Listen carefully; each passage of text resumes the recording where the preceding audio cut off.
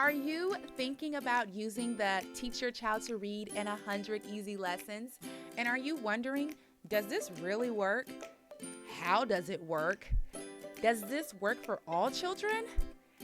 And or what are some tips, tools, and strategies that can help me if I decide to use this? And is the cost of this book really worth it? Well, I'm going to talk about that and more in today's review. So let's get right into today's episode.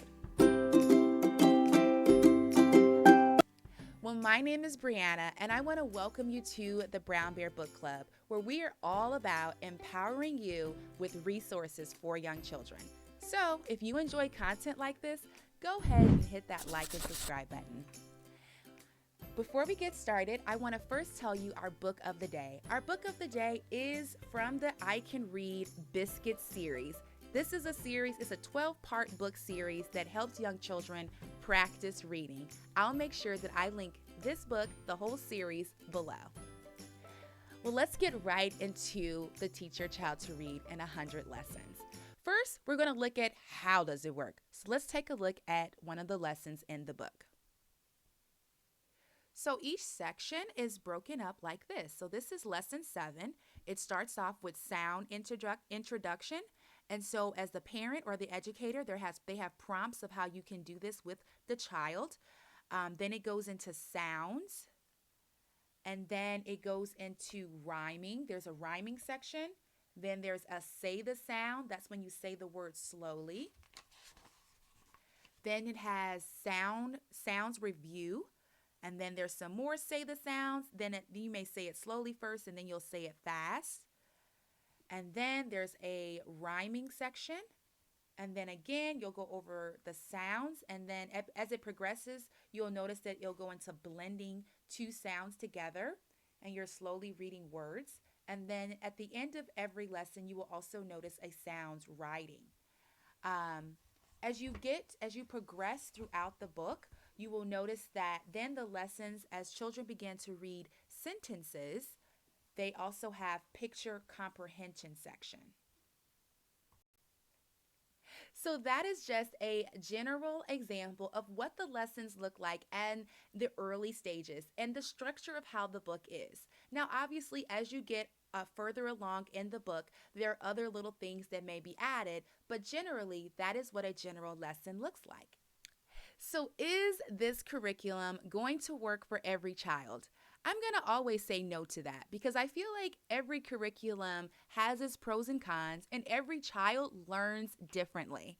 So this curriculum, I think where it lacks or where it can use some improvement is it's not very playful. And so for young children, they may get a little disengaged. Now, my personal experience, my child, he loved it. He actually was very engaged and I was pretty surprised. But if you want to make it more playful, I have a few ideas for you.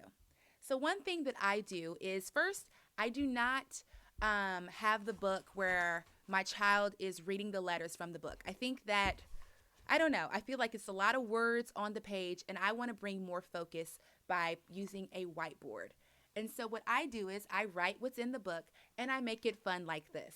So I say, ooh, I'm going to get ready to draw a tree branch. So I call the arrow with the ball, I call that my tree branch.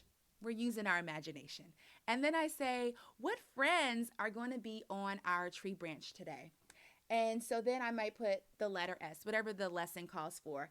And then I'll say, what friend is on our tree branch? And since my child he's familiar with the structure of this lesson, he will say, S. He knows that I'm talking about the letter sound. So, and then I say, some other friends are going to join him. And then we might add one letter or we might add 2 more letters.